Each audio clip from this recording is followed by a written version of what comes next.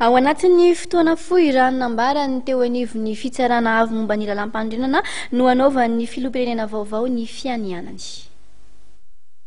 Ao anatin'ny fotoana fohy eo amin'ny herinandro aorian'ny famoahana fomba ofisialy mivokatra raikitra no anatanterahana amin'ny fianianana tanterahan'ny filoham-pirenena voafidy araka ny fanazavana nentin'ny filohan'ny fitsarana avy momba ny lalam-pandrenana.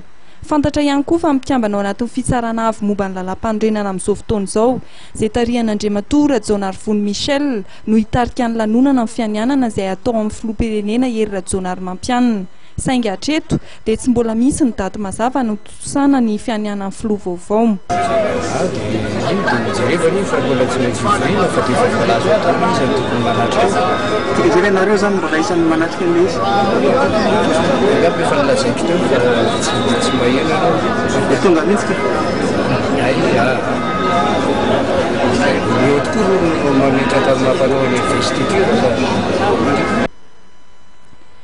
Mikasika ny fitantanana amin'ny firenena dia nisorotan'ny filohan'ny HCC fa mbola manohy ny asany mandra-pisian'ny fianianana ao amin'ny fitondrana mpanantanteraka ao anatin'izany ny filohan'ny tetezamita Andry Rajoelina. Ny filoham-pirenena tsy mbola miasa izy raha tsy vita investiture dikan'izany ny fitondrana amin'izao fotoana manohy ny asany. Araka izany dia aorian'ny fianianana vao mandray ny asany amin'ny maha-filoham-pirenena azy Andriamatoa Hery Rajaonarimampianina.